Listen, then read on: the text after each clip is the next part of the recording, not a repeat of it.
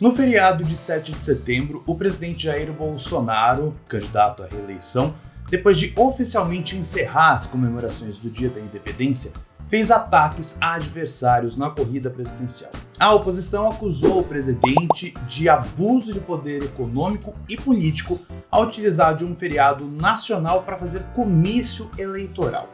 Mas ele poderia fazer isso? Além disso, no último dia 3 de setembro, a Justiça Eleitoral cumpriu uma operação de busca e apreensão na casa do ex-juiz, ex-ministro e agora candidato ao Senado pelo Paraná, Sérgio Moro.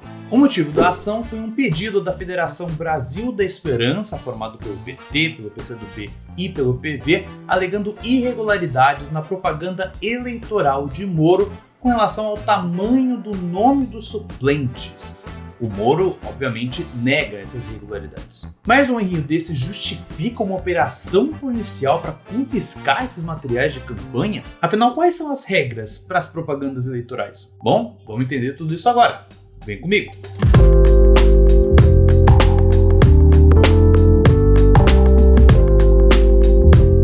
Olá, seja muito bem-vindo ao Política Sem Textão, o canal para você aprender tudo sobre política, economia e cidadania de forma simples e didática. Já aproveita para deixar o seu like aqui embaixo e se inscrever no canal para não perder os nossos próximos conteúdos, beleza? Vamos lá! Afinal de contas, o que é considerado propaganda eleitoral? Bom, existem alguns tipos, mas em geral, propaganda eleitoral é toda mensagem enviada por partidos ou por candidatos aos eleitores para conseguir votos. E desde já dá para perceber alguns problemas. E o principal deles é o econômico. Afinal, quem tiver mais dinheiro, em teoria, pode pagar por melhores peças publicitárias e até mesmo mais espaço em meios de comunicação, como TV, rádio e até sites na internet. Além disso, também tem os candidatos à reeleição.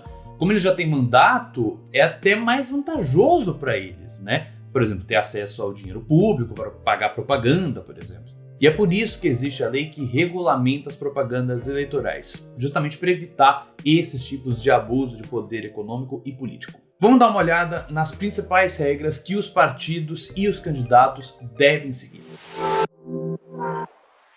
Começando com a propaganda eleitoral mais tradicional de todas, a propaganda impressa. São os famosos folhetos, santinhos e adesivos de carro, por exemplo. São esses materiais impressos que, inclusive, não precisam de autorização da prefeitura para serem utilizados. Mas todos eles têm dimensões máximas. Ou seja, um adesivo de carro não pode ter um tamanho maior do que meio metro quadrado, por exemplo. Para cada tipo de material impresso desse, há um limite de tamanho.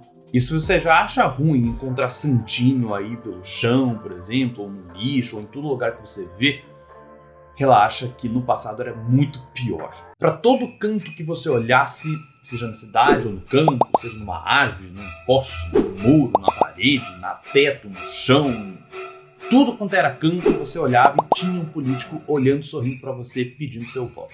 Ai, bons tempos. Mas ao longo dos anos, esses pôsteres, placas, cavaletes e outdoors foram todos proibidos para justamente combater essa poluição visual na época de eleição. Além dessas regras sobre o tamanho da publicidade, tem algumas regras de como deve ser o conteúdo dentro dessas publicidades, principalmente conteúdo gráfico, ou seja, visual. Um exemplo é o espaço dado aos suplentes e candidatos a vice para cargos majoritários, ou seja, presidente, governadores e senadores. O tamanho da letra usada nos nomes dos suplentes e candidatos a vices deve ter no mínimo 30% do tamanho do nome do candidato principal, como explica o advogado especialista em direito eleitoral Cristiano Vilela. A lei estabelece que, no caso de candidatura a Senado, por exemplo, o nome dos suplentes deve constar do material num determinado tamanho, que é justamente uma regra que vem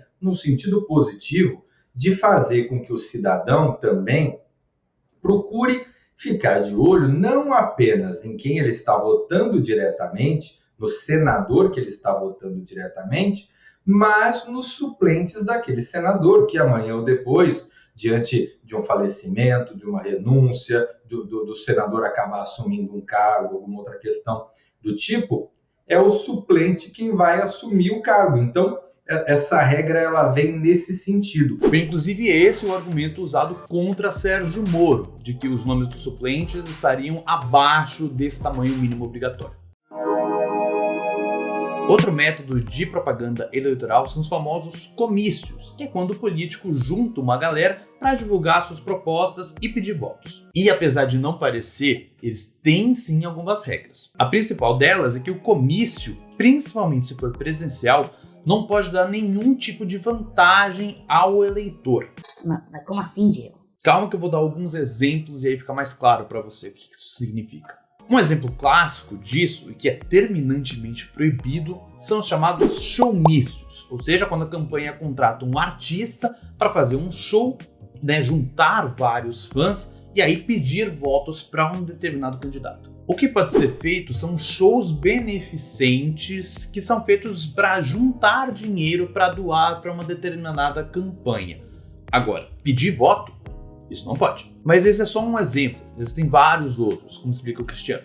O comício ele pode ser feito com total liberalidade durante o período eleitoral. A restrição ela está justamente na questão do benefício ou do atrativo que se dê ao eleitor para participar daquela atividade. Então, não pode ter o showmício, não pode ter uma distribuição de brinde, não pode ter algum comes e bebes, então não pode ter outro tipo de atividade que não o interesse eleitoral em atrair aquele eleitor para aquela atividade. Agora, uma coisa que só é permitida em comícios e em nenhum outro lugar é permitido são os carros de som ou os trios elétricos. Quer dizer, eles também são permitidos em carreatas, passeatas, caminhadas, assim. Só que, vamos e convenhamos, não passam de comícios ambulantes. Mas calma, que mesmo para o carro de som, existem sim limites. Por exemplo, eles não podem ser usados próximos de escolas, hospitais, igrejas, teatros, nenhum desses lugares que precisam de silêncio para operar. Uma forma de driblar essas restrições, tanto de espaço quanto até de barulho, são as famosas lives na internet, que têm se tornado cada vez mais comuns, segundo o Cristiano. Hoje em dia, uma forma muito moderna dos comícios, vamos dizer assim, são as lives, né? Então, hoje em dia, os candidatos, através do celular, falam com milhares de pessoas, aquilo que há um tempo atrás precisaria deslocar essas milhares de pessoas para presenciar um comício. Agora, através das redes sociais, através do celular, a pessoa acaba conseguindo fazer esse contato com o cidadão. Há outras regras para propaganda eleitoral na internet, mas eu falo disso num próximo vídeo. Por fim, vamos falar da TV e do rádio. Afinal, esse é um dos métodos mais comuns, mais confusos e que mais fabricam memes na internet. O que mais confunde de longe é o horário eleitoral gratuito. Afinal, que diabos é isso? Como que ele funciona? Vamos por partes. Antes de mais nada, é importante todo mundo entender que não pode existir propaganda eleitoral paga na TV e no rádio. Ou seja, nenhuma emissora pode cobrar pela propaganda eleitoral e nenhum partido pode pagar para ter essa propaganda eleitoral na programação. E é justamente por isso que existe o horário eleitoral gratuito. Vamos entender como ele funciona. O horário eleitoral gratuito é um determinado bloco de tempo dentro da programação de rádio e TV que deve ser reservado só para transmitir propagandas eleitorais. São alguns blocos de horário eleitoral durante a programação, que são distribuídos ali no começo da manhã e horário de almoço na rádio, e na hora do almoço no horário nobre da televisão, ali por volta da hora do jantar. Além desses blocos, as emissoras também precisam reservar 70 minutos durante toda a programação para transmitir as chamadas inserções eleitorais. São basicamente propagandas eleitorais que são colocadas em horários fora desses blocos de horário eleitoral gratuito. A ideia é tentar atingir o máximo de ouvintes e telespectadores possível para transmitir aí as ideias e propostas dos candidatos. Mas daí volta aquela pergunta que eu trouxe no começo desse bloco, que é justamente por que alguns candidatos têm direito a mais tempo de TV do que outros. Já começa que só tem direito ao horário eleitoral gratuito os partidos que tiverem conseguido pelo menos 3% dos votos válidos na última eleição para a Câmara dos Deputados. E ainda por cima, cada candidato tem direito a um tempo diferente de TV. E é aí que entra essa confusão. Por que tem essa diferença toda? E é aí que entra a importância das coligações e das federações.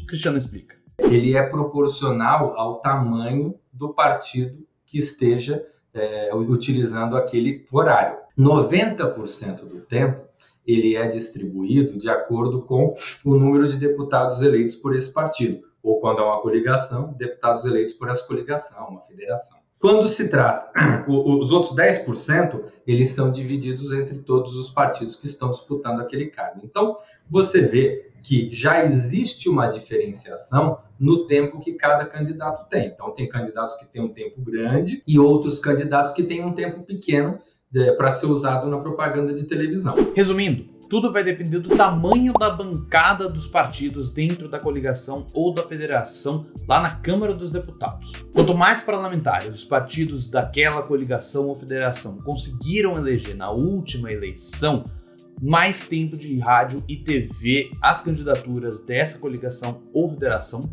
têm. Neste ano, por exemplo, a coligação Brasil para Todos, como tem mais representatividade no Congresso, tem direito a maior tempo de TV e rádio. Apesar de os partidos dentro dessa coligação terem cada um menos representantes do que a União Brasil, que é o maior partido dentro do Congresso, como eles se juntaram, no total eles têm mais parlamentares eleitos. Mas, Diego, e os debates? Eles não entram nesse horário eleitoral? Não, eles não entram, mas eles têm as próprias regras para garantir a isonomia ou igualdade entre os candidatos.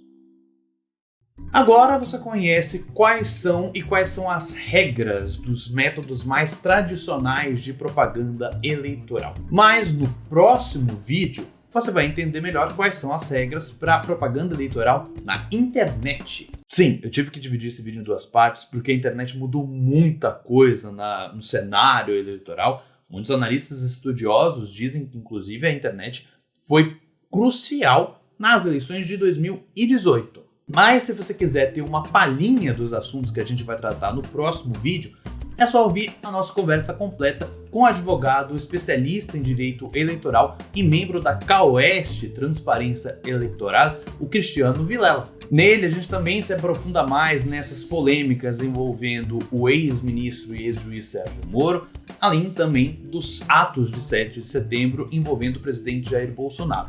Então, se você se interessou, é só ouvir a nossa entrevista lá no nosso Spotify ou no Google Podcasts. Os links vão estar na descrição. E na descrição você também vai encontrar os links das nossas outras redes sociais, mais especificamente o nosso Instagram e sim o TikTok. Nós temos uma conta lá, daqui a pouco eu já vou ter que colocar alguns conteúdos por lá. Também não se esqueça de deixar o seu like e se inscrever no canal se você ainda não fez isso. Aqui do lado você vai conferir o nosso vídeo sobre as federações partidárias. O que elas são, qual que é a diferença para as coligações partidárias. É um vídeo bem legal para você entender. Eu fico por aqui. Um abraço e até o próximo vídeo. Tchau, tchau!